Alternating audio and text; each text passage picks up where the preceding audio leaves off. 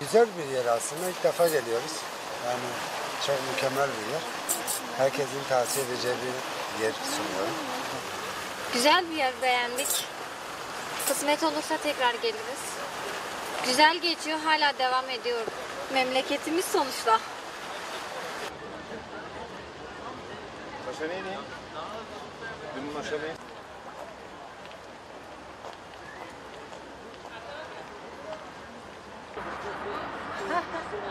Senin kaçırın varsa seni kurtarmak için para veremeyiz çünkü çantamız da sende. Tamam.